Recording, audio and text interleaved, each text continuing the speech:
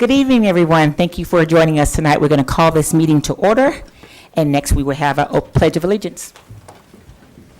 Please stand. I pledge allegiance to the flag of the United States of America and to the republic for which it stands, one nation, under God, indivisible, with liberty and justice for all. Tenemos audífonos e interpretación al español por si alguien gusta escuchar la presentación en español. Okay, and headsets for the hearing impaired are available. Please indicate if you should need a headset. Okay. Yeah. I can go ahead. Okay. All right, so we had two items to report out for a closed session. Item B3, the board voted in closed session to ratify the settlement agreement in the case number 2019010-249 in the amount of $57,250. The motion was made by Ms. Ford and seconded by Dr. Reed. The vote was unanimous 4-0. It's 4-0 because Ms. Capps is ill tonight and so she won't be here. So just so you know what the unanimous vote will be. Thank you. The second item we did in closed session was B4. The board voted in closed session to approve the appointment of Jennifer Foster to fill the principal position at La Colina Junior High. The motion was made by Ms. Ford, seconded by Dr. Reed, and the vote was unanimous 4-0. That concludes this report out from closed session. Okay. Let's see. So next, we're going to have our superintendent's report. I have three items to share with the board and the community. First, a moment of sadness regarding a student at Santa Barbara High School. The student's name was Arlene Wendy Hernandez. She passed away, I believe it was last week, and it was after a fairly long illness. And so the school had a moment of silence last week in her honor. And as we do at our school board meetings when we lose someone, a student, a parent, a community member, we always take a moment just to pause in silence. So please join me in that moment.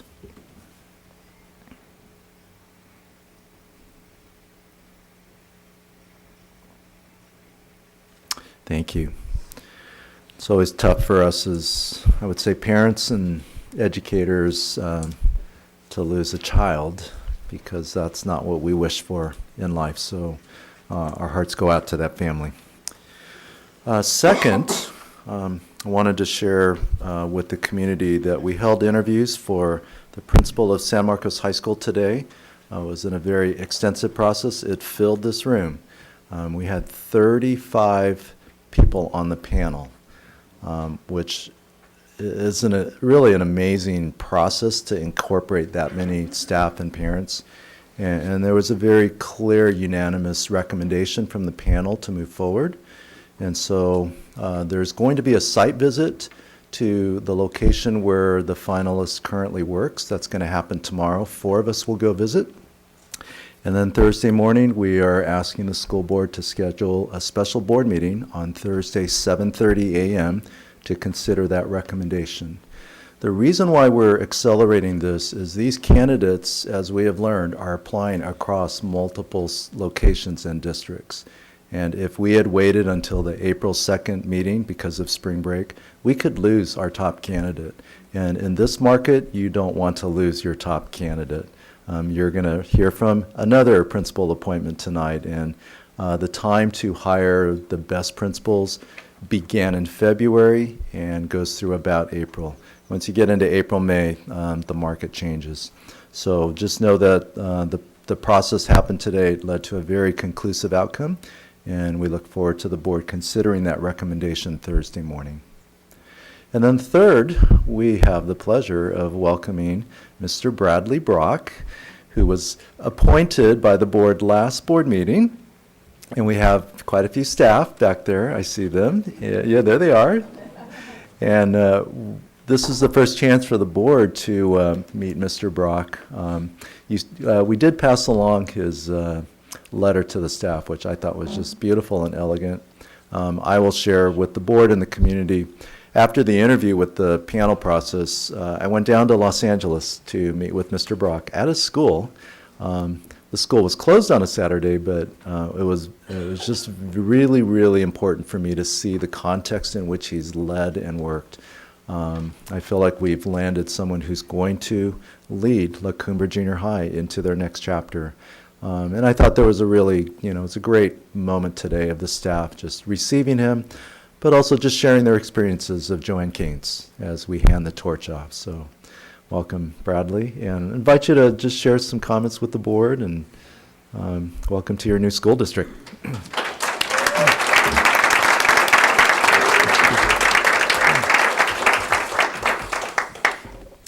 First, I'd like to thank President Sims Moten and the board, as well as Superintendent Matsuwaka for providing me the opportunity to interview for this position. And I'd also like to thank Ms. Carey. Sean, where are you? Oh, there you are. Sorry. Okay. And of course, Dr. Becchio, who welcomed me during the interview process. And of course, I'd like to thank all of the La Cumbre community members and teachers and staff who are here in the audience. Thank you so much for welcoming me today. I really feel like I'm part of your family. Thank you. Thank you so much. I just wanted to share also a card. I got some cards of welcome from some students today, and I just wanted to share one that really I thought summed it up. Dear Bradley Brock, welcome to Santa Barbara. I know you will enjoy this beautiful city. We have great weather. We have a stunning beach. We have a very nice school as well. I know it will be weird changing schools and cities, but you can get through it. So these types of welcomes by the students and the staff were very, I think, just made me feel at ease as I am transitioning up here. I did want to just comment as well on the superintendent's advocacy and the board's advocacy for the performance-based interview process. Having just gone through that, and I know you went through it with the San Marcos principal today, I just want to say that it gave me an opportunity to learn about myself as a leader, and also to learn about the community. And I want to thank again the teachers, staff, and the leadership team for advocating for that type of interview process, because it does allow, and I can speak to this, it allows candidates to be able to be judged on their merits. And so I really do commend the district for advocating for that process. I just want to let you know just briefly that I've built my career as an educator in Los Angeles over 18 years. I'm building equitable learning opportunities for young people from diverse racial, cultural, ethnic, language, and gender groups. And my vision for education aligns with the district's priorities on equity for achievement, language access, and family engagement. And my background as a teacher and administrator, I think, aligns with this shared vision. And before I close in these remarks, I do want to again acknowledge the life and legacy of Joanne Keynes. It's come to my attention that many of the board members have known her for many years, as well as the community members. I realize that these are big shoes to fill, and I look forward to continuing to learn about her impact on the community, on the school, and I hope I can in some way honor that legacy and live up to it and build upon it, because I think together, all of us in the room, we can build upon that strong foundation that Joanne laid, and at the same time have a sense of shared commitment to one another in the future of our students' educational endeavor. So thank you very much.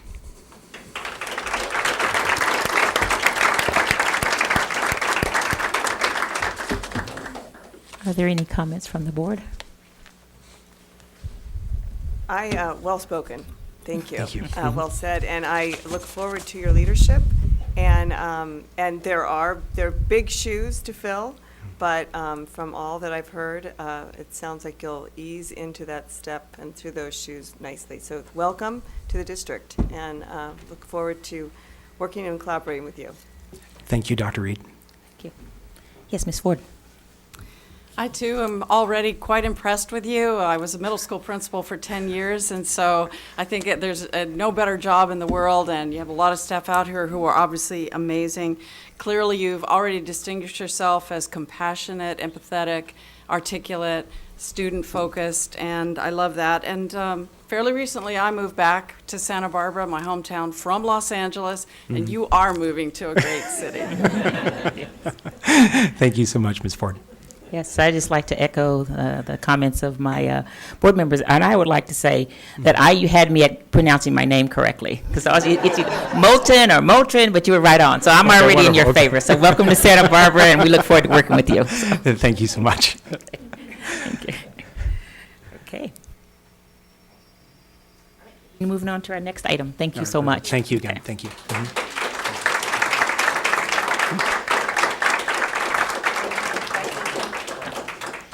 So next is our student board report. Our students, they're coming to the podium.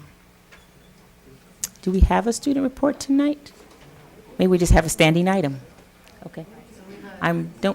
Do we? Miss Carey's going to explain, right? Oh, new mics. I'm sorry if that went through, but we have a reschedule of the Okay. La Cuesta Alta Vista Student Board Report, which we knew about last time, but probably just didn't translate through the document. So that will be upcoming. Okay, awesome. We want to make sure that we always kept that up front, so appreciate that. Okay, so any board comments and correspondence you'd like to share? We were, yeah, well, I'm going to share that Ms. Sims Moten and I were at the Dos Pueblos School Coffee with the Board. And did we talk about that last time? I don't think we did. So I'm going to No, just we did repeat not, because we myself. were going to be Okay, meeting good. afterwards. So anyway, it was a great turnout and a wonderful opportunity to meet with parents and talk about a lot of different things. One of the things that we learned was that they're really trying to, when you drive into DP, when you arrive at the school, it's really hard to figure out where the entrance is. Like, where do I go? So, and I did get lost, I'll tell you. In the beginning, now I know where I'm going, thankfully. But basically, it's difficult to see where things are. There's not signage. And what they had come up with, were sharing that they were going to come up with new signage and ways to ensure that people know where they're supposed to go. And it was really exciting to know they were bringing students involved in this whole collaboration. So I thought that was great news.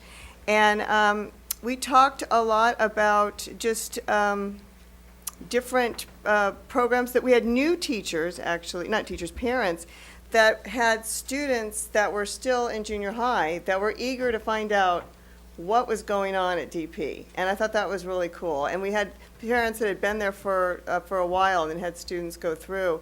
And so we had a lot of cross dialogue that just the knowledge of having had students attend there and be able to actually answer the questions for those parents that they had. So I thought it was a real positive experience. Did you want to add anything to that? Yeah, I would just add that it was positive in the way that the parents interacted to bring on the new parents and kind of, addressing their concerns as new freshmen coming into the high school. I also wanted to acknowledge the two teachers. I can't think of their names right now, and also Principal Woodard was really, integral in that conversation. It really was a conversation, and we learned so much. And I think one of the things that they also shared was their excitement about the new ethnic studies course and how many people are really enthusiastic about that. So that was really, really good news. So there's more to come on that, but I really enjoyed that conversation because it was conversational. They shared a lot of things with us, their concerns, and even solutions. I think one of the parents who was raised in England, and she was trying to think that we might need to use England as an example of how we do American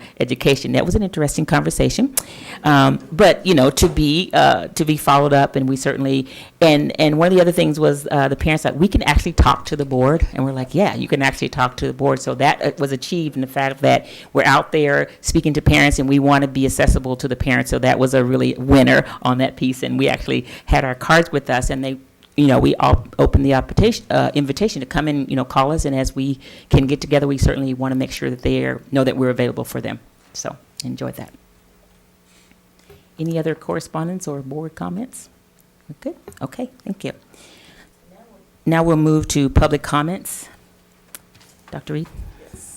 So we have 3 public comments, and we will call up Kate Connell, Paul Singer, and Kim Kotnick will come up in that order. We give you 3 minutes to speak, and and we'll give you a 30-second warning, and the light will flash, and you will know that that's it. Thank you. Hi, I'm Kate Connell, and I have with me, Kai Biswell. and I am a Santa Barbara High School parent, DPHS alumni, and Executive Director of Truth in Recruitment. Kai is a Santa Barbara High School alumni. Truth in Recruitment's mission is to provide alternative options so that students can make educated choices about their future, to clarify the consequences of military careers, to inform families of their privacy rights, and to advocate for policies regulating recruiter presence on campuses. But our long-term goal is this: to make Santa Barbara the shining example of the best environment that school districts can provide for their students.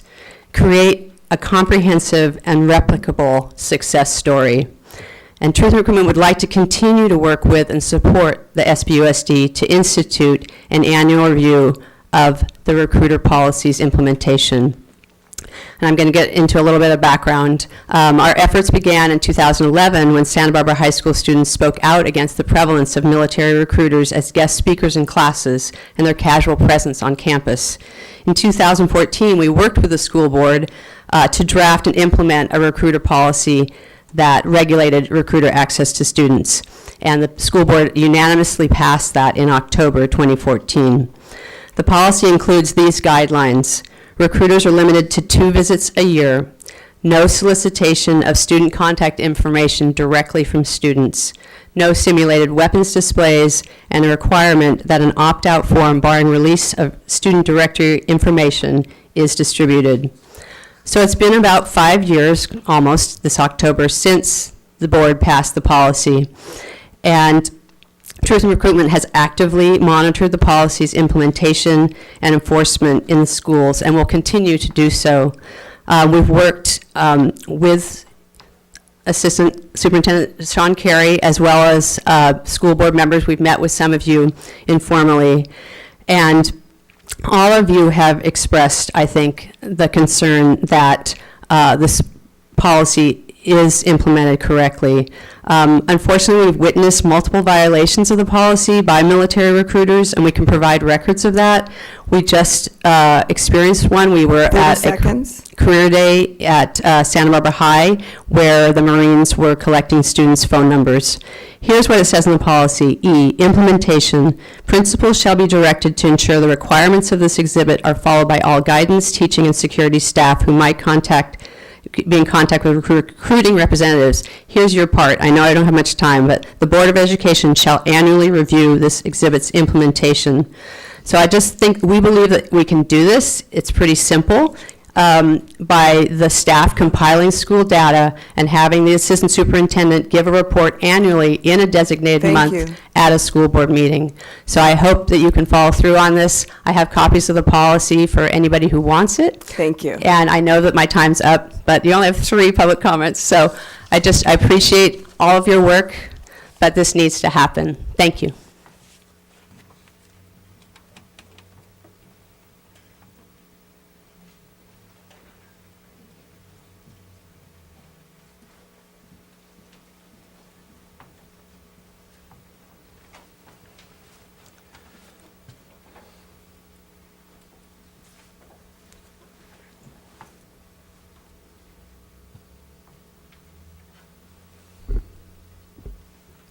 Paul Singer, go ahead.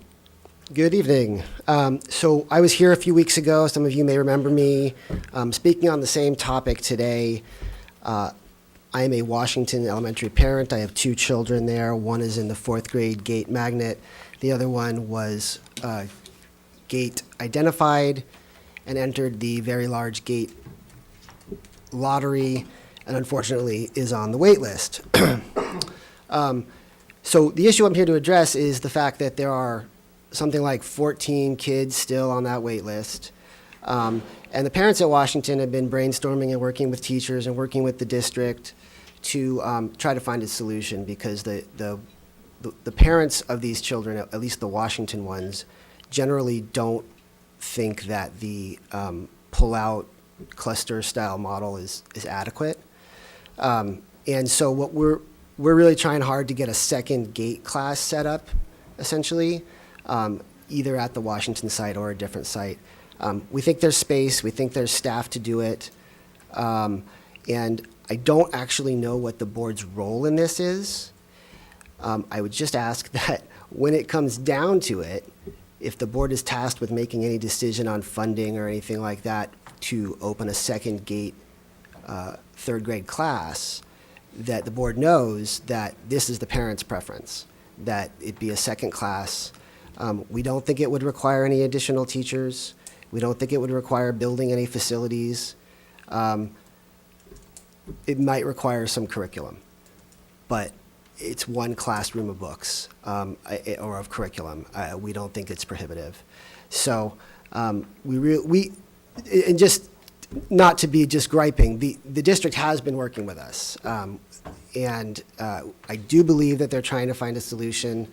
I just want to make sure that the board knows that that's the direction we want to go. Okay, thank you.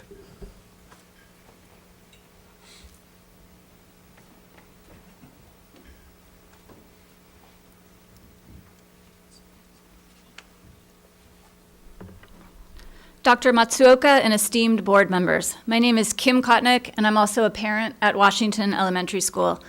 I come here tonight to address two issues, that of principal support for large elementary schools and also equity in the GATE Magnet program for all interested students in our district. For principal support, I was asked to read a letter from Dr. Jill Hall, a fellow Washington parent and a PTO board member who's having surgery right now on the other side of our country. Quote, "We have in Christina the principal we want. Washington has had too many principal transitions and losses over the past few years. Our best bet is not to consider Christina's resignation as water under the bridge and try to solve our problems with a new hire.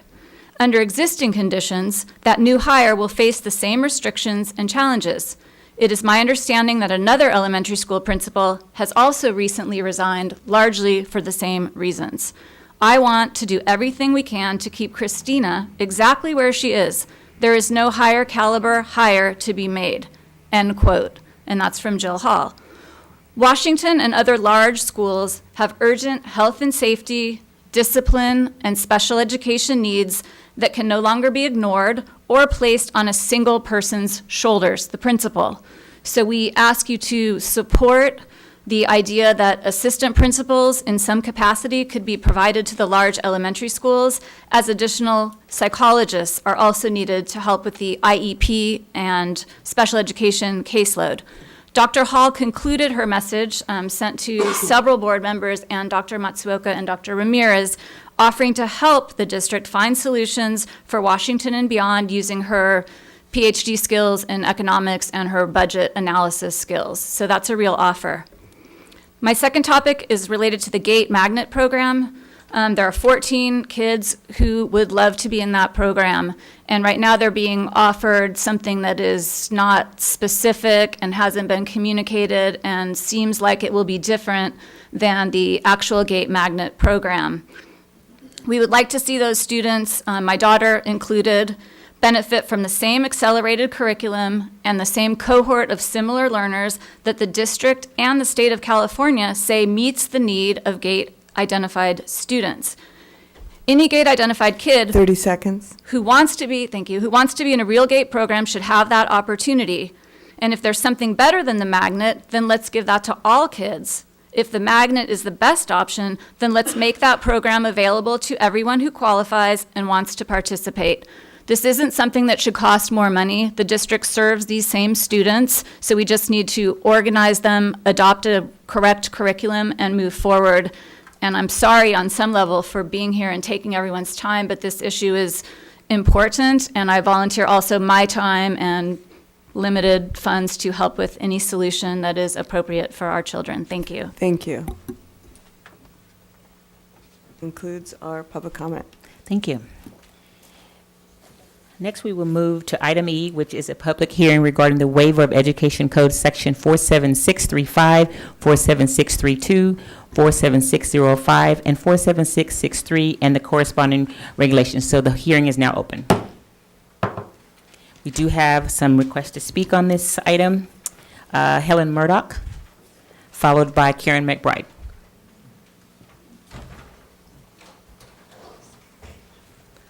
Good evening. So I'm Helen Murdoch. I'm a technology coach in the district and a social studies coach, but I'm also the chair of the negotiating team for the Santa Barbara Teachers Association. And I just want to say that I'm here to voice my support for both waivers that Meg is going to talk about regarding the Olive Grove Charter School that was approved by the State Board of Education. That's it. Ms. McBride. Good evening, President Sims Moten and members of the board and the Santa Barbara Unified staff. I too am here to speak in support of the waivers that SBUSD is undertaking in regards to the Olive Grove issues. My name's Karen McBride. I'm president of the Santa Barbara Teachers Association, which represents over 800 certificated unit members. And I just want to express on behalf of all of the leadership in our union that we support these waivers because we support keeping funding that comes from our local area in our local area to support the students in our district. Thank you. Thank you. I do have a request to speak, but I don't have a name. So on this request, we have to speak on E1, F1, F2. Is that okay? Come on, step forward. Thank you.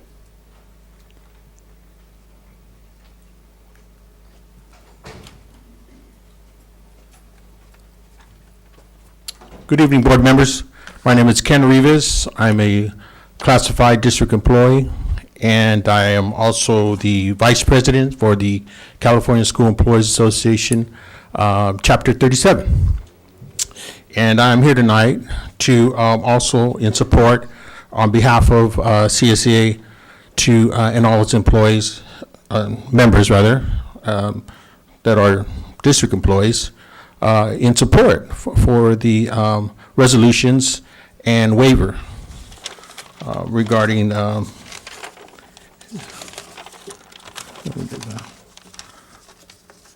items on your agenda, F1, articles or code sections 47635, 47632, 47605, 47663, and its corresponding. Mr. Rivas, we're on the public hearing piece. I just want to make sure. Okay, right. So, okay. Okay. I just want to make sure. Stating we're good. Okay. What we're here supportive. Absolutely. So thank you. If I spoke too much. No, that's okay. Okay. Didn't hear any additional comments and/or so we can close this hearing. Mr. Che, you don't have any. You're good. Well, I was just going to kind of explain Sure. the waivers, but in your packet, you got the PowerPoint, so I won't speak too much about this. But we have two requests coming up. One is to have a waiver to CDE in regards to possibly decreasing our in lieu of property taxes or eliminating them altogether for up to 2 years. And our second waiver is to, if they don't approve that, to go to another LCFF district that will take over our in lieu of property taxes, and therefore the state will backfill this LCFF district. So basically, at the very end of the day, the state will fund this charter school instead of the district. So those are the two waivers that we're requesting coming up. Okay. So officially close the public hearing. So next, we'll move to our action agenda in our regular meeting. Consent. I'm sorry, with consent. Yes, we had to go back to that. Thank you. So are there any items from the consent agenda that the board members would like to pull? Hearing none, do I have a motion to approve the consent agenda? Motion to approve the consent agenda. Second by Ms. Munoz. All in favor? Aye. Okay, consent agenda passes. Now we'll move back over to our action agenda. Make sure, okay. So F1 is to adopt the resolution that Mr. Tay just spoke about, 2018-19-38, authorizing request for waiver of portions of Education Code sections 47635, 47632, 47605, and 47663, and the corresponding regulations regarding the transfer of lieu of property taxes to Olive Grove Charter School, Santa Barbara, from the State of Board Education pursuant to the Education Code section, a mouthful, 47635. Mr. Tay, do you have anything? I don't really have anything to add, except that I hope you approve these waivers. Do I hear a motion? So moved. Ms. Ford? Second? Dr. Reed? All in favor? Aye. Motion passes. Thank you. Next, action agenda item F2, adopt resolution 21819-39, authorizing a request to the State Board of Education for designation of an alternative local educational agency to serve as the sponsoring local educational agency, as defined in the Education Code, section 47632, for Olive Grove Charter School, Santa Barbara. Mr. Tay? Comments? No comments. No comment. Okay. Do I hear a motion to approve the resolution? So moved. Ms. Ford? I second. Ms. Munoz, all in favor? Aye. Aye.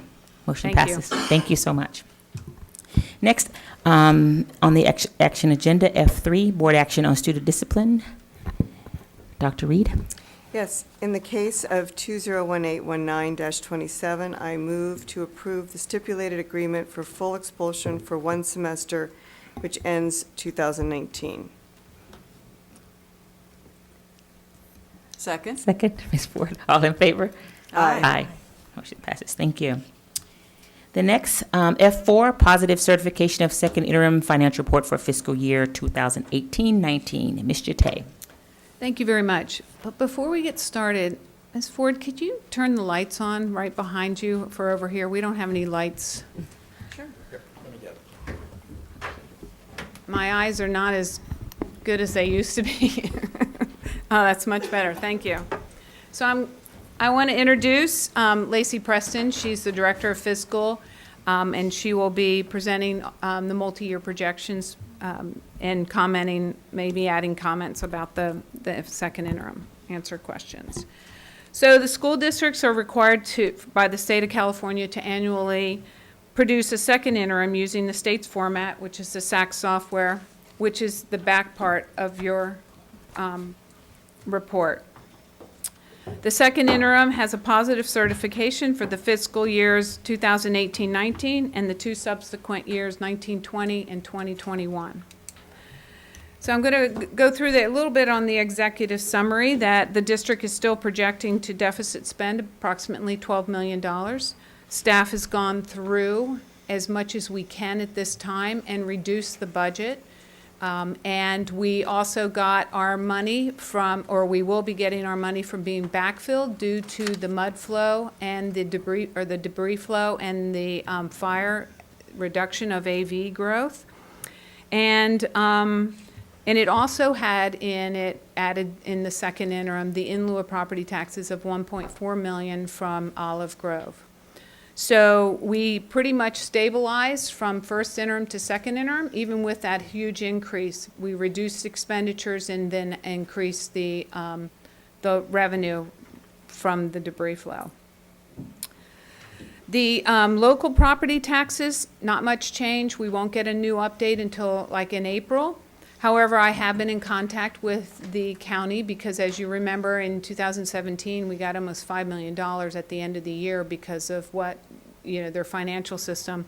So I have confirmed with them that there will be no big surprises like that at the end of the year. Also, regarding the state funding, several of the reports that are coming out is the state is not doing as well as they projected in personal income tax. So I have a feeling that maybe in the May revise, the COLA may be reduced for 1920. So we'll keep you posted on that. The split on the legislative update, the split roll for property taxes is still expected to be on the board the ballot on 2020, and this basically reassesses the commercial buildings more like every 3 years instead of just once when they turn over. We talked a lot about Assembly Bill 2808. That has kind of been put aside and has been replaced by AB 39, which you all passed in your consent item in support of increasing funding for districts. And along with that, you also approved AB 428. This says 420, typo. You were on the right one. Go up, Brian. Right there. So that's AB 428. And that is about the special education funding. And in this graph, we wanted to show you that, as you can see, the red line is our local contribution to special ed. The blue is the state, that has gone down, and the green is the federal funding, which has also gone down. So as our expenses are going up, our revenue is going down. And a lot of that has to do with not only the state controlling that money, but it also is the decrease in ADA, because we get revenue based on our total ADA, not our special ed ADA. So as we decline, our revenue declines. Our special education, next slide, Brian. Our special education budget is $34 million. And we get approximately, let's just round it up to $10 million. So we have an annual contribution of $24 million in special ed. You know, staff and I are very active in the coalition for getting, more money for LCFF districts and also special education funding. And this is just another way to view it, how it's really has stabilized and it's decreased a little bit, the funding, but the expense that we deal with in special ed is just horrific. And we need more funding from the state and the federal government. The next slide just shows what's happened in the past few years in funding for districts. As you remember, we went to LCFF in 13-14, and you can see the green bars are where we got our gap funding. So there's a lot of money being funded into the districts at this period of time, but now you look at this and we start to go down. And then you look at the costs of pensions and the costs of special ed, they outweigh what we're getting in revenue. So right off the bat, we need more money in districts. That's all we need. We need more money. That's all. So it's going to be tough to keep up with that, but the state's got to do something about this. Okay, so let's move on to the second interim. You're first looking at the unrestricted side of the budget, as we always do, and this is the revenue. And you can see some LCFF decrease, and that's the net effect of the in lieu of property taxes and the backfill from the state for the mud flow. Revenue, or the federal revenue is up a little bit. That's just because of MAW funding, and we only book it when we receive it because there's such a lag. And then we had some local revenue increase since the first interim.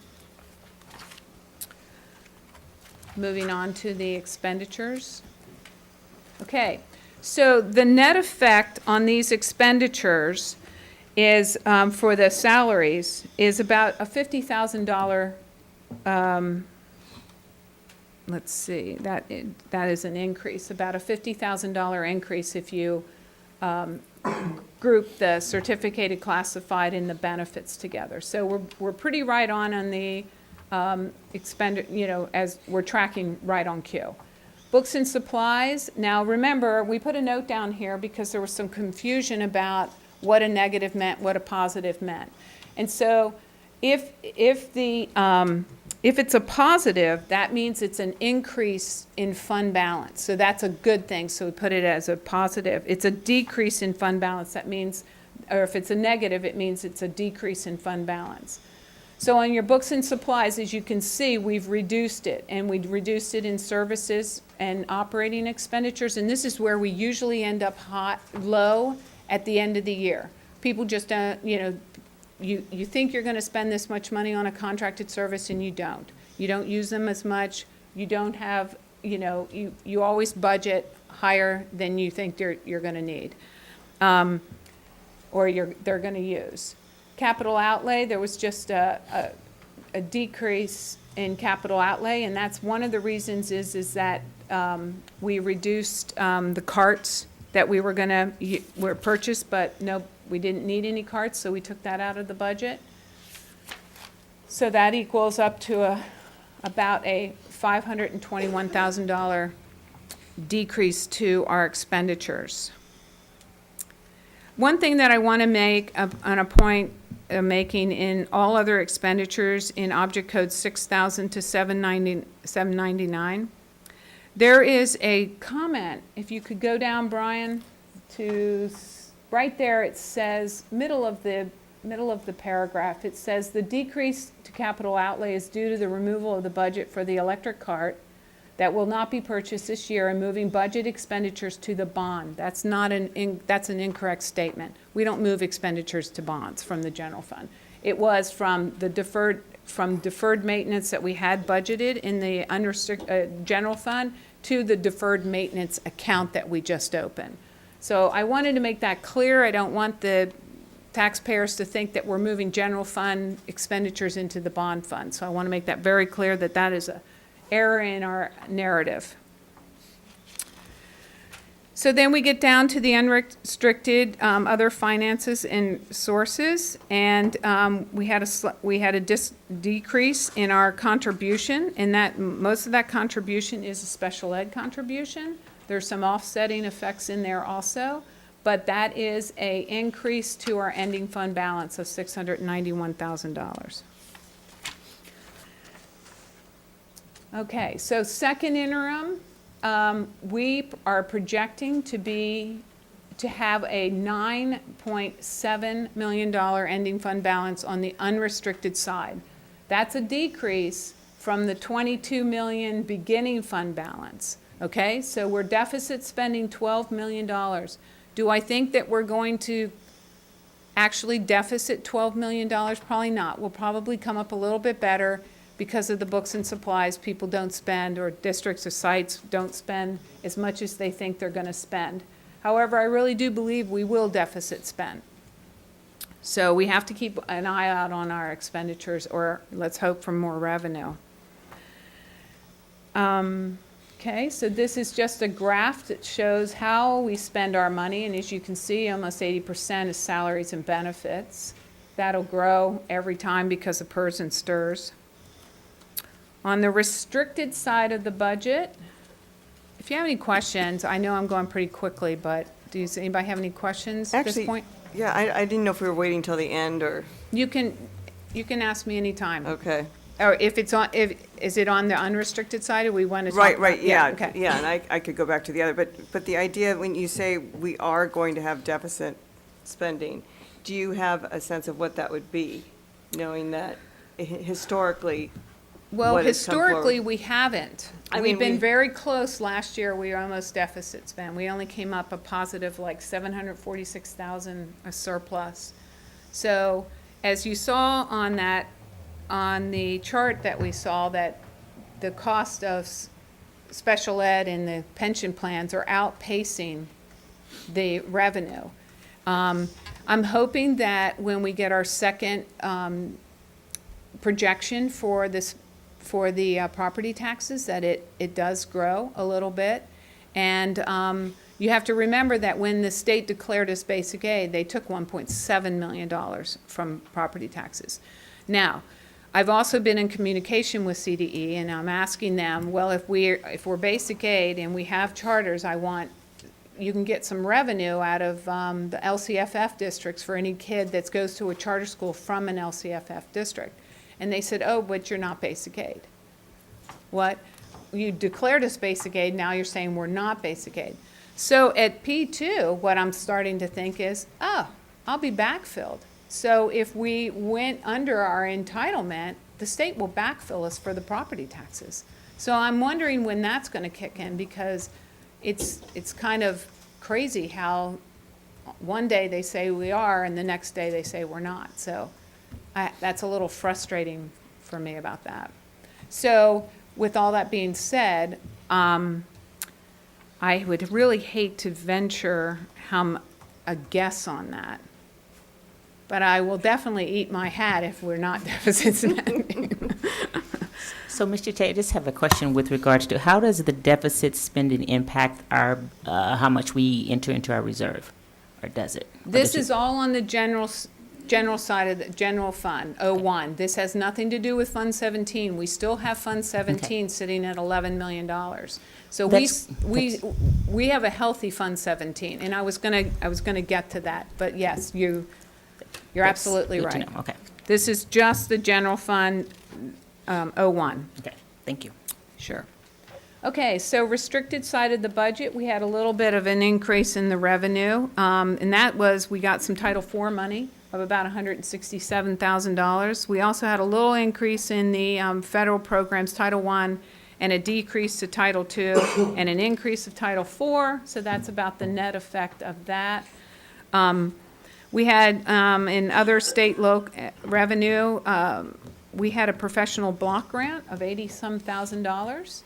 And then in other local, we had local, this is where all our a lot of our donations sit in this area right here. We went up by $239,000. So that could be a state donation, that could be a, a district donation, not a state donation, a site donation or a district donation.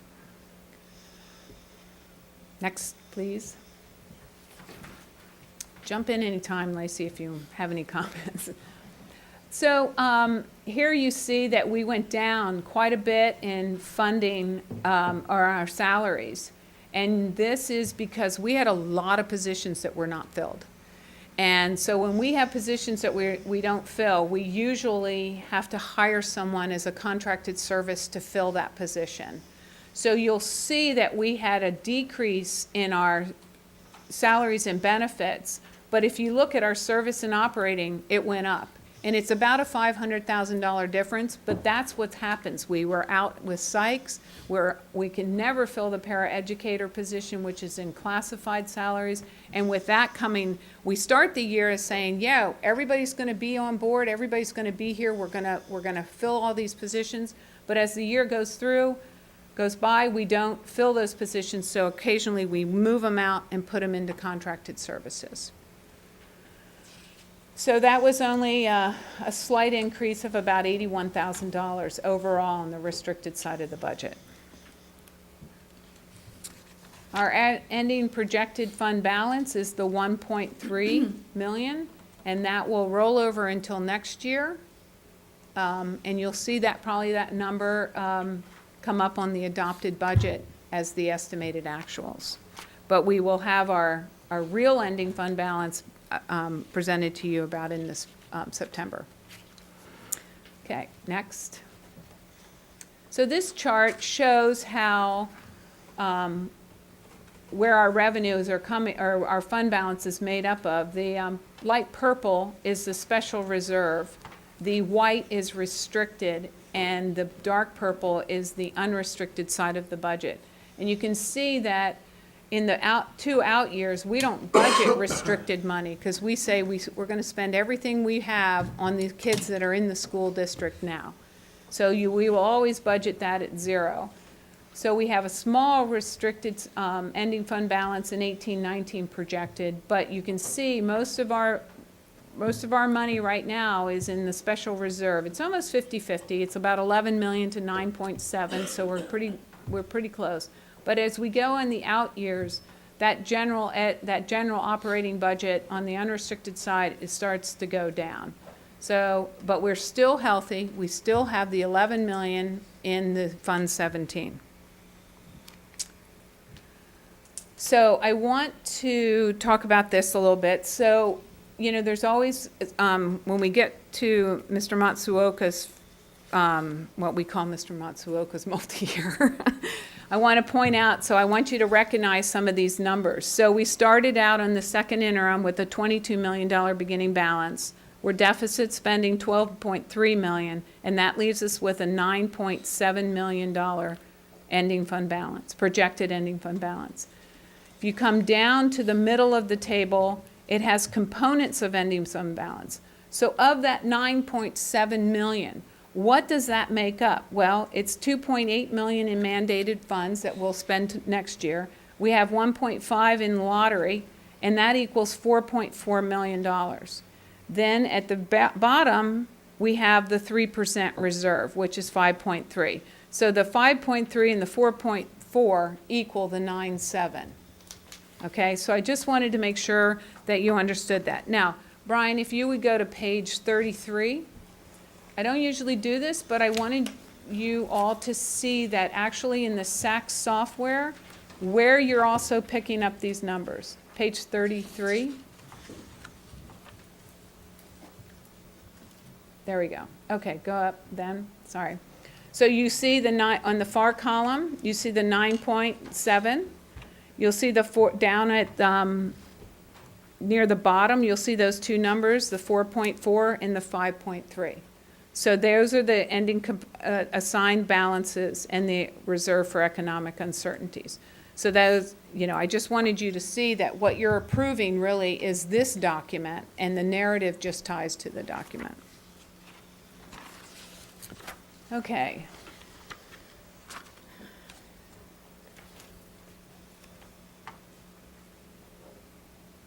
Okay, so as you can see, we're still decreasing in enrollment, and we continue to decrease until 24-25, and then we have a higher amount of kindergartners coming in at that point. So whether that materializes, I don't know. That's pretty far out there, but those are our estimates out to 24-25. Down at the bottom, their enrollment projection by grade span is there, and then we have a unduplicated pupil count projections also. Next page. Mr. Che, before Yeah. you go, can you go back to the enrollment?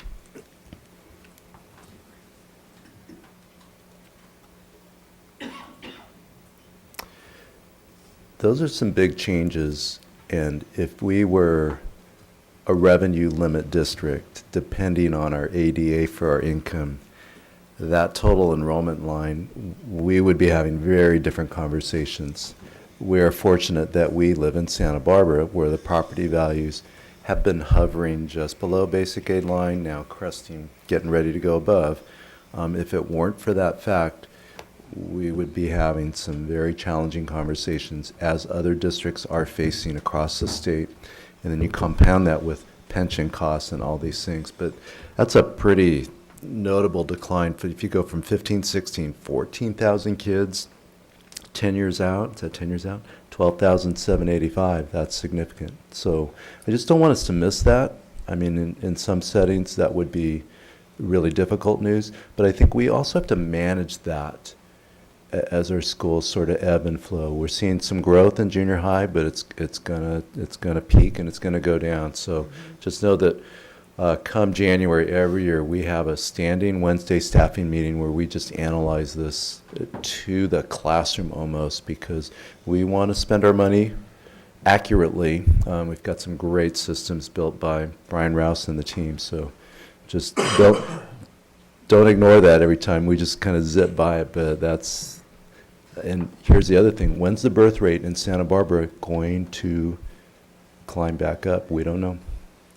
Well, that's kind of what I was saying in 24-25, that all of a sudden it jumps up to a positive 172 increase. So that's, you know, that's from live births, projected live births. So how accurate that number is, I mean, it's too far out. But we are continuing to decline, and Mr. Matsuoka, I was about to call you doctor, Mr. Matsuoka is correct about the less students that are sitting in our seats, the more we go into basic aid. But we still want them to come to school and learn. So I'm going to turn this over to Lacey now. But one thing that I want to say before we move on is that, and I think I've already passed it, but there's another, I'm sorry, I missed what I wanted to say about, oh, it's way back there. I was going to say about the PERS and STIRS increases are outpacing our revenue percentages, and it states it pretty clearly on page 5.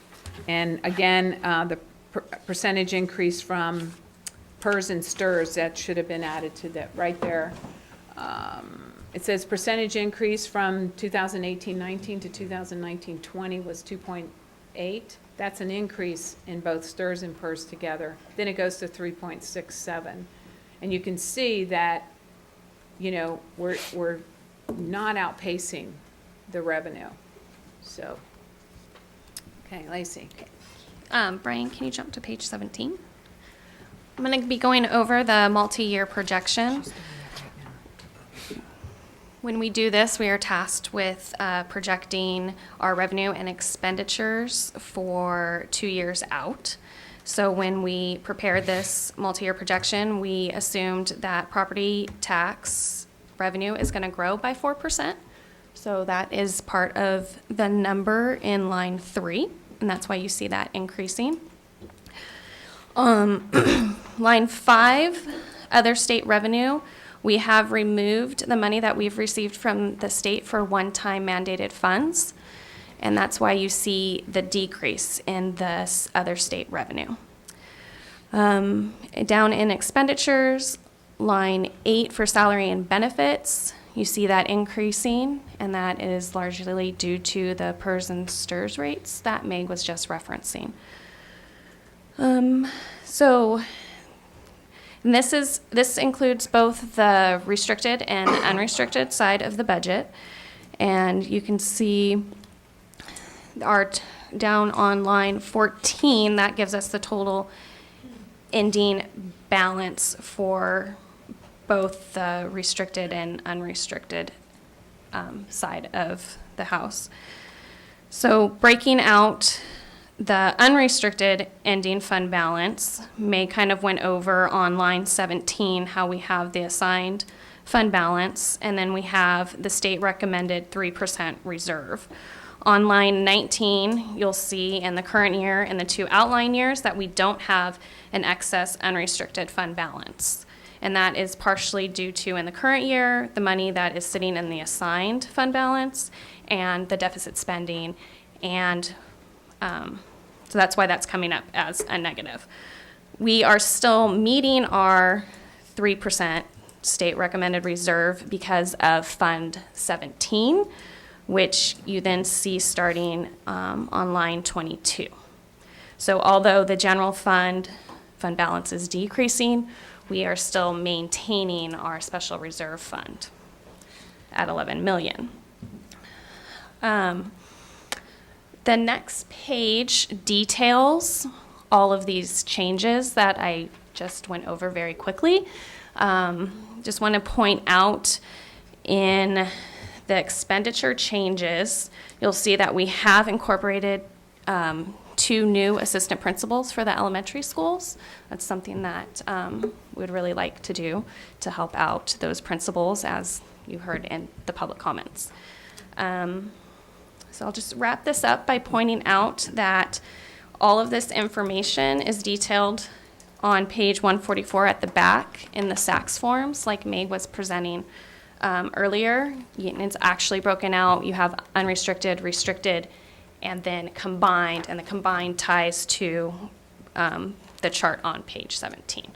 So that's all I have, and we can open it up to any other questions. I want to point one thing out, that if you go to page 148, sorry, Brian, to make you do this. When you look at the actual chart that we have to show in the multi-year projection, which is in the narrative, so this is the unrestricted and the restricted side. If you go down a little bit at the end, it gives percentages. It's on page 149. There we go. So see on column 1, which is the, it's actually the 18-19 school year, and then it goes 19-20 and 20-21.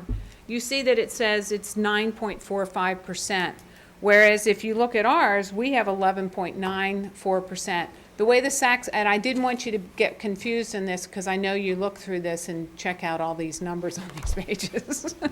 But the reason why that's different is because when you assign a fund balance in the SACS software, it does not include it in the reserve amount. Because they're saying you're going to spend that, you can't let that fall to fund balance. So that's why there's a difference there. So I just didn't want you to, just thought we'd start educating you through on the SACS software a little bit here. Questions? Comments? Questions, comments from the board? I'll just make a comment that I appreciate the second interim. I did realize through this that it wasn't a lot of change significantly, but I appreciate the tying to the SAC software and to the summary and those pieces that weren't always as clear as to how that, what we were proving on these reports, how they tie to your executive summary. And so I appreciated the short version of it in terms of if there wasn't significant changes between our first interim and our second interim, you know, in terms of that. And so I appreciate it. I don't know if you didn't shorten it on purpose, but I appreciate the fact that it is shorter. And it just pointed out the things that were significant in terms of the changes that we need to be aware of. The one other question that I had, so with regards to our Fund 17, which is kind of balancing and keeping us through with all the, are we able to add to it as much? You know, just with all that, I know we've been adding to it over time, so I'm just wondering if we're able to add at the same level or it's been reduced because of other issues. So if you notice on page 17, we did make a $2 million contribution. So remember that $12 million deficit is $2 million went to our savings account. Okay, so that's good to know, because I don't think that's that good obvious. to know. And I mentioned that at first interim too, and I should have brought that back up, because that is an important part of the budget. But if you look over, the only thing that we have budgeted there is interest. So we have to, pardon me? For next year. For next year. So what we need to do is when we close in September, we need to find out what our fund balance looks like, and then we have to project what we can put into the reserve, if anything. I would think that's the way it would go. And I just had one question about Olive Grove. So I know we're projecting. So would that change based on the waivers, should they be approved or? That would be awesome. Okay. Yeah, that's 1.4 million. We have in this budget $1.4 million for Olive Grove. Depending on what happens, I don't know if they'll give us, because we've made 2 payments. And I don't know if that waiver, we're asking for it to go back to 18-19, but I don't know if they'll approve that for 18-19. So we just have to see. Okay. Mr. Matsuoka? Couple of trends looking at this sheet. If you look at line 13, so that's net income parentheses loss. So parentheses red is bad, black is good. And I'm consistent in my message. I keep looking for the inflection point of when our deficit spending finally hits. And it's been amazing that, you know, we start the year, it's looking challenging.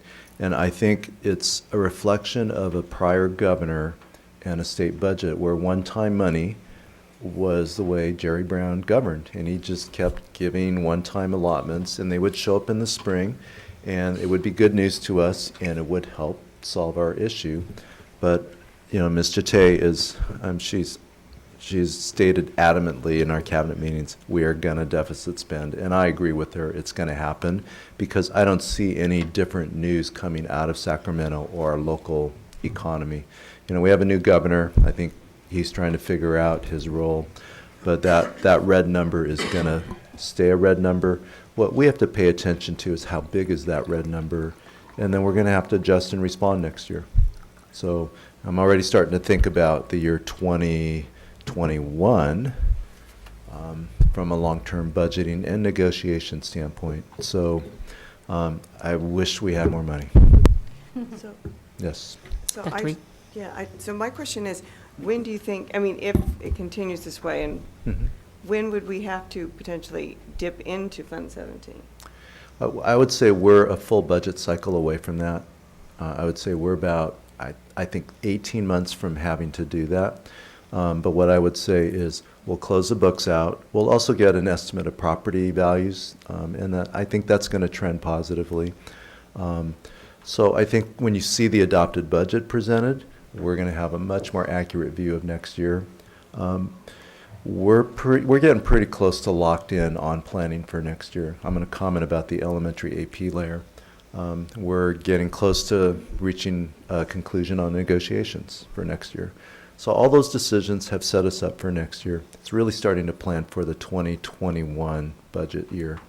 We need to watch, there's multiple issues, what goes on in Sacramento. This Olive Grove 1.4 million has become a significant deal to us. And then positively, how's the assessed valuation going to go?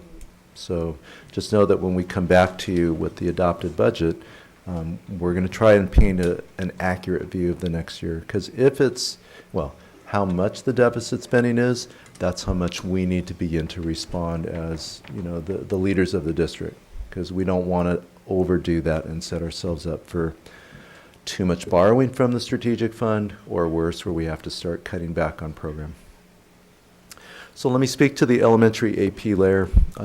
We have talked to the board way back in November how essential that was. We've brought it to you through Friday letters. We've talked about it in cabinet. We see it as just one of the most critical, essential needs in our district.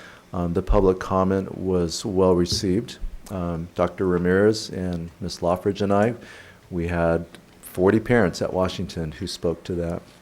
And so with your support, I see lots of head nods that this is embedded in the budget projection, that tomorrow we are going to post 2 elementary AP positions to be split among the large schools. And those are Washington, Adams, Roosevelt, and Franklin. So I appreciate your quiet support on this. We expect a pretty good pool inside of our district. And the other thing that we need this for is the training ground for future principals. Let's face it, in this market, we've got to start growing our own talent. And so we need that layer for that reason as well. Any comments, board, before we take action on this item? Okay. Do I have a motion to approve the positive certification of the second interim financial report? So moved. Do I hear a second? Ms. Munoz? All in favor? Aye. Motion passes. Thank you, Mr. Tay. Thank you very much. Thank you. Lacey, thank you. Next, agenda action item F5, recommendation of not to re-employ certificated employees. Dr. Becchio. Thank you very much. Good evening, board members. I have before you tonight action item. We do have a reduction need in our after-school programming, and there is a 1.0 FT that we would be reducing from a 225 calendar day to 185. This really speaks to the decreased need in the summer program. So that's what's before you tonight. Ms. Ford? No, I don't have a comment. I was going to make a motion to approve. Oh, there you go. That sounds right to me. Okay, so your motion. Okay, second. I second it. All in favor? Aye. So moved. Thank you. Motion passes. Thank you. Okay, F6, approval of agreements for architectural services with Kruger, Benson, Zimmer, I'm hoping I'm pronouncing that correctly, Architects. Zimmer, okay. For portable replacement projects at Adams Elementary School. Good evening, board. Superintendent Matsuoka. So I just put this on the action item to kind of make sure that it was clear about what we're doing here. So we've applied for state grant money for the kindergarten program for full-day kindergarten, and Adams School has a really big need. So there are 7 classrooms at Adams that are going to get replaced, and doing all of them at one time is a huge impact, not only for, interim housing, but for parking, and it's just a huge impact on the school. So what we're planning on doing is separating the 2 projects and doing the kindergarten first. We've already done our application to the state, and our input from our consultant is that it makes sense for us to do the kindergarten first as a separate project, so that the accounting on the grant side is much more clear, and it's less confusing, and it makes it easier for our process to get done. I'm having both of these items, both of these contracts on the agenda so that we can consider the entire impact at Adams before we start. Just knowing that we are going to have some areas where we need to consider with the principal and with the site how we roll these 2 out and what the timing's like for the second part of it. So that's what this is about, and I just wondered if you have any questions. Didn't sound like we have any questions. Do I have a motion to approve? So moved. Right. I second. All in favor? Aye. Aye. Motion passes. Thank you. Okay, F8, request, did I miss it? No, F7, approval of change order number 1 for Dos Pueblos High School Stadium turf and track replacement. Mr. Vizzolini. Yes, this is the only change order for the Dos Pueblos High School field. It is essentially done. As you know, we're having a ribbon cutting on Thursday. There's a couple of very small punch list items, but basically the items on this change order were pretty much mandated. So we had storm drain systems underneath the field, we had water systems under the field, we had electrical conduit under the field that were all in bad condition, and we would have had to tear everything back out again to fix them if they fail in a year. So the idea was, let's do this now and be proactive. We have money in our contingency for the program, and I'm asking for your approval for the change order, and we'll close the job out. Do I hear a motion to approve F7? I so move. Okay. Second. All in favor? Aye. Aye. Motion passes. Thank you. Okay, now to F8, request for adoption of 2 secondary supplementary textbooks. Ms. Carey.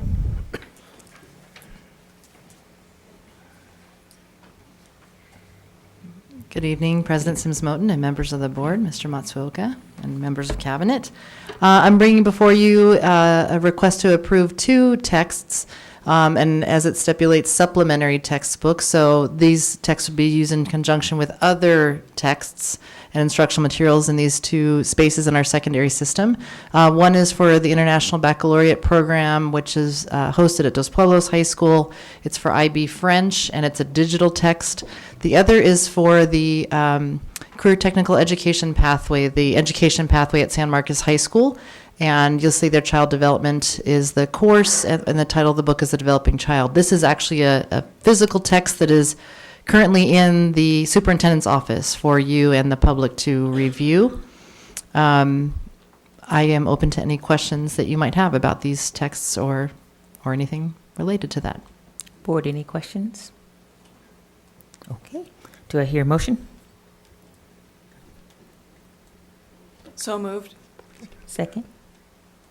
I second. Okay, all in favor? Aye. Aye. Thank you. Right, thank you. And next is approval of a 1-year consulting and advocacy agreement with Capital Advisors Group, LLC. Don't know who's the staff. This is me. Ms. J. Okay. So Capital Advisors are led by one of the top people in our industry, Kevin Gordon, and also, oh my gosh, I'm blanking. Jack O'Connell. Sorry, Jack. And we usually have a contract with them every year, and somehow we missed it this year. And so in discussion with him and our situation, in our situation with Olive Grove, we would like to have brought them back on board. So it says a 1-year contract, but it's a little bit more than 1 year. It's for the remaining amount of this year, and then it goes from 2019 to June of 2020. So I'm asking, they're going to really help us with some of the charter issues that are coming up for us, and so I would hope that you would agree to approve this for their assistance. They're really big on the legislative part, getting things moved. Any board comments? Okay, I have a motion. Ms. Ford, I see you got your pen over. So moved. Second. Second. All right, all in favor? Aye. Aye. Motion passes. Thank you, Mr. Tay. So board, how are we doing? We can continue. We're good? Okay. So we're going to keep on going. Okay. We're going to go to our reports and discussion, which is Adelante Preschool Franklin Facility Plan. Mr. Matsuoka. I'll do this quickly, and then we'll move on to the Peabody report. So, Brian, why don't you jump off the screen, and I'm going to go to Google Maps. Board is not a super long narrative, but I think the visual of what we're trying to do is probably the best way to do this. All right, so the background on this, prior board and current board has received facility requests of our district probably 2 or 3 times. And so it was after the last one where I think the initial meeting was taken by Ms. Chate and myself, and we just met with a subset of their board and Executive Director David Batista. And so we went out to Adelante just to try to understand the need. And it was, here's the thing about walking the site. I mean, you could stare at this Google map all day, but it was that afternoon where I was waiting for the meeting, and I just was kind of peeking over the preschool fence and going, wow, that's a really big playground space. That's a really big space. And it started in motion, the idea that is now in front of you. So the chain of events is Parma. All right, we are here. So you can't tell that that's Trader Joe's. You're looking at the roof of it. Across the street, I'll try to move the cursor around. That is our Parma old preschool building. It is unusable. We were getting ready to demolish it. And then this Adelante question came up. So the proposal is to move the Franklin Preschool program, at least offices and 3-year-old services, to that property. It's 0.66 acres. It's plenty big to put a preschool facility. So the plan is to level the building and then build from scratch. The dollars for that are the money that was provided to Adelante in Measure J, $2 million, redirecting it to this site. Because then, and I want you to see how close it is. It would take you about 2 minutes to walk. It's really close. A couple streets over and you're there. The Franklin building, this white roof is about 5,000 square feet. It's a really nice building. I have now walked it 3 times. The last cycle was we walked it with Dr. Ramirez, Mr. Vizzolini, and the members of that working group. And we identified 3 classrooms that are ready to go. They'll have an office that they've never had. They'll have a little kitchen, all those things that a school should have. They also pick up a really nice kindergarten playground space. And so what we will also include in the future, the whole use, so that portable where the cursor is, that will be provided to them as a first grade classroom. Because then they can get kinder and first grade kind of really close around that playground. The benefit to Adelante, it was outlined in that table. They're going from 0.9 acres to, I think it's 2.4 acres. That's significant.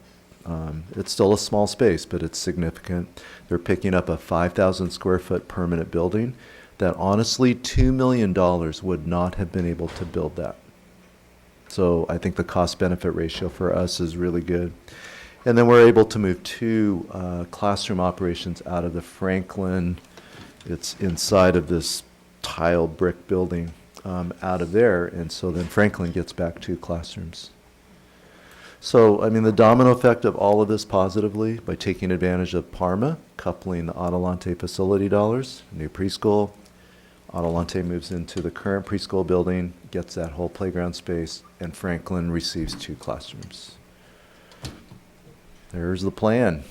We've been waiting to share it with the board because we needed to work through some of the details with the Adelante staff, the Franklin staff, and then the preschool staff. So we've had conversations with all 3 groups, and so finally it's time to present this to you for really a first public viewing. We've kept the board informed, but we just wanted to share this for the public's benefit. And then there are some decisions that we're going to ask you even tonight and in the coming months. So questions, comments? Ms. Ford? Thanks. Is Adelante projecting increased enrollment? So their current charter is capped at 290 students.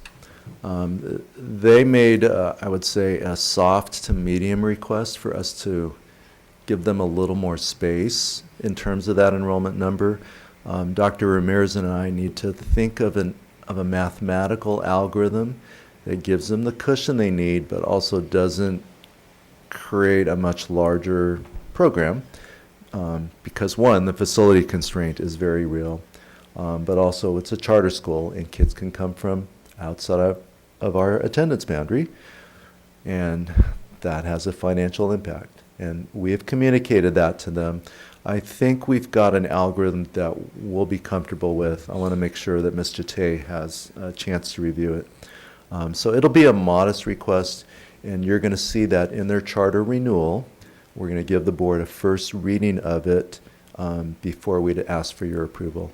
And you know what, we can get that algorithm change out to you in a Friday letter just so you understand it. Great. Okay? Other questions? Yes, my second question was, I may have read it too quickly, but it seemed like in the working group going forward, there was no one from Franklin on the group. You know, it's mostly been just figuring out the details with the district and Adelante. I mean, Dr. Ramirez and I, we hosted a full staff meeting with Franklin, and we got an earful, I would say. Co-located schools are challenging. The preschool staff, we did have a separate meeting. I think what I would offer to your question is Dr. Ramirez has been a pretty constant conduit with Principal Kilgore.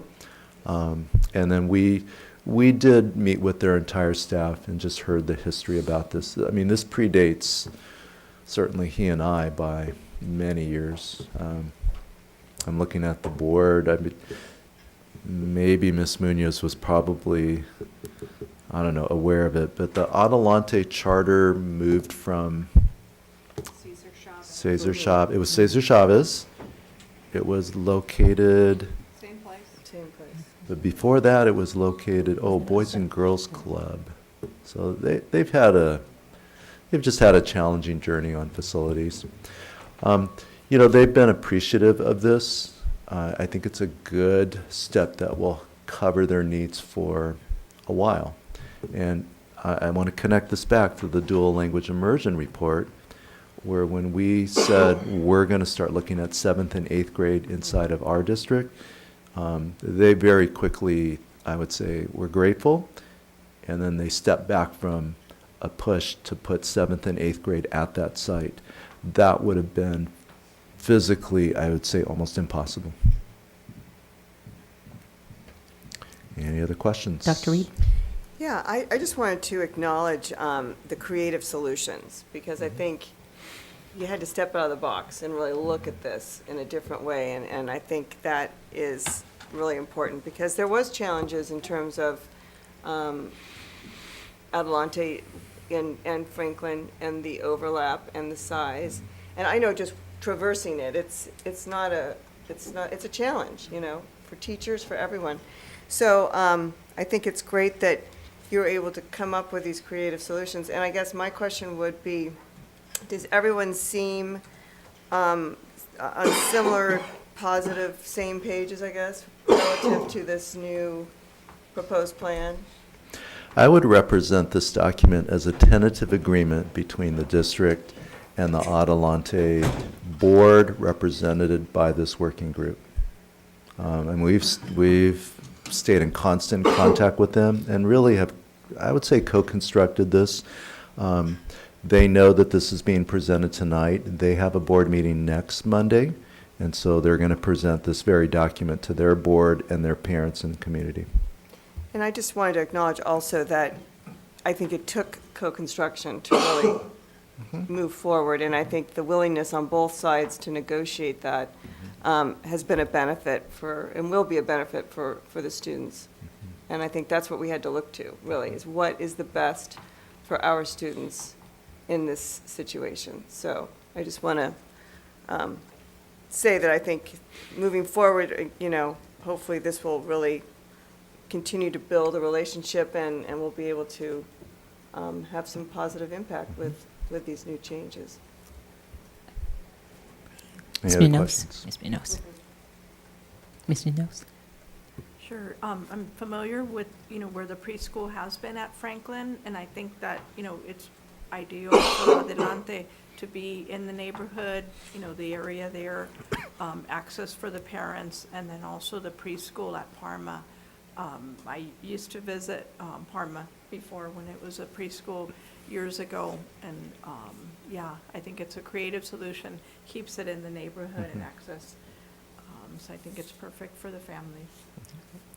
And I would just add to that, are we drafting or getting together a communication plan in terms of letting the public know what we're doing with this, and particularly our parents, and how that may impact them? I think that's an important piece as we move forward.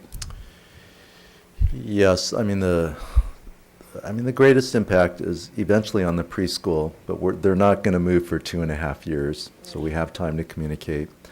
Certainly Adelante, I think we'll work with them about a communication plan. I think that should be a joint statement. This is a pretty clear roadmap, and I think they can use it next Monday. The questions about timing, I mean, it is a long runway. So, but they understand that.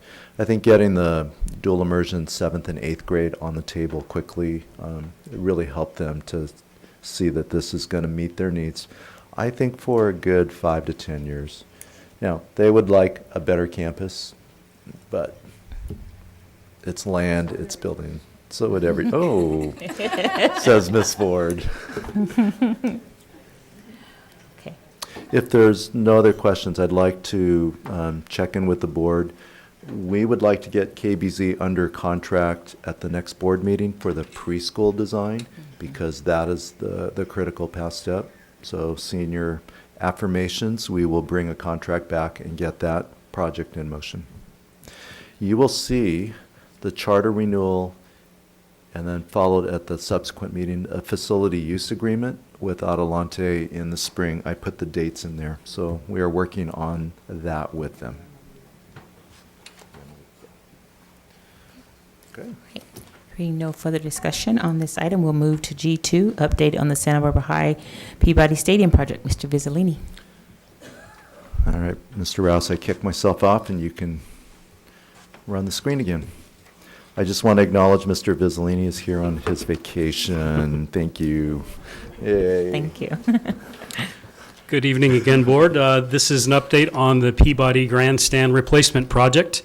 Some major milestones to begin with. The major storm drain system that runs underneath that stadium is complete. Big part of the project. We've also gotten nearly all of the concrete work done, so there's all kinds of walkways and the retaining walls that are carved the hillside out to enable the track to be in there have been done. I've got a couple of images for you. Here's the walls of the stadium being poured. So that work has been finished. This is structural steel. These are the main supports that will hold the seating. And this is another photo showing decking going in. Oops, I'm sorry. All right. There you go. Thank you. There we go. So this shows some decking going in between the seating rows and some more of the steel. This shows the architectural towers that will be up on top of the new stadium that are going to get lifted up there within the next couple of weeks. There have been some delays. Between the Thomas Fire and the debris flow, we had a significant impact to the schedule. We also had a major problem behind here that you can't see right now, but a subcontractor actually installed the temporary shoring that gave them room to make the retaining walls in the wrong location, and it had to be completely removed and built back. And so this was a 35-foot wall made out of timber, and they had to rebuild the whole slope back up and take it apart and work their way down to the bottom, and then move it, and then build their way back up. And that was like a 60-day project. The contractor did a pretty good job of trying to recover some of that. But the problem is we've seen a whole bunch of this. So I've got a couple of pictures here of rain. We've had so far almost 60 work days on a rain delay, which is close to 3 months of time. So when you start adding the rain delays, the shoring problem, and the Thomas Fire, we're very far behind.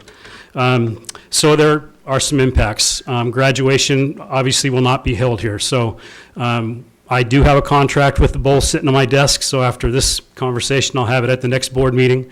The project will pay for it, so there won't be an impact to the school as far as having to have another graduation at the bowl. We're working with site staff and with the staff at the bowl to try and improve that experience. Last year, they had some problems with transportation. They had some problems with ADA parking. They had some timing problems where people didn't get there soon enough. So we've been working with the site, and they've got a bunch of messaging that they're waiting for this meeting, and now they're going to get it out to their their community, and they're working on making the Bowl parking lot ADA parking. They're going to give special passes for that so that they have people that need that service won't have to struggle from the street to get there and take a long time. We're also going to be using the Armory parking. We own it. We might as well use it for something, right? So one of our project managers, they actually came up with a great idea because the lots aren't in great condition and they're not striped. So we're looking into a valet service that's basically going to transport from the Armory to the Bowl and back. So we hope to make that experience a lot better off. The other obvious impact is the schedules have to be moved. So the new construction deadline, the completion date is in August. I'll have a change order next month at the April board meeting that has some cost impacts on discovery items, but it will also have that revised completion date, so the board can approve both of those things at the same time. Conclusion is a good one. It's about the only good news I have tonight for you is that we're under budget. So to date, we have just over $200,000 in change orders, and that represents 0.7% of our construction costs. So we're keeping the cost down low, and we're expecting it to stay that way. That's my report. I'm happy to answer questions. Any questions from the board? Comments? Thank you, Mr. Vizzolini. Thank you. Yeah. Okay. So we don't have any items to return. Coming events? Any coming events that we need to be aware of? I'd like you to announce a special board meeting. Yes. Yep. So, okay, yes, we want to remind others that earlier Dr. Matsuoka mentioned the special board meeting that will be happening on March 15th at 7:30. March 14th. 14th. I have something to do on the 15th. So on March 14th at 7:30 a.m. Here. Yes. Here. Any future agenda items? I still need that list, Dr. Reed. We're going to work on that, girl. It's on the. Is it? It's on the shared drive. Okay. Now I know where it is. I'll look for that. Okay.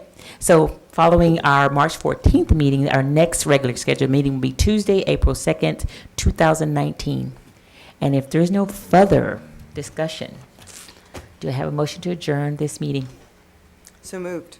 All in favor? Aye. Thank you. Thank you.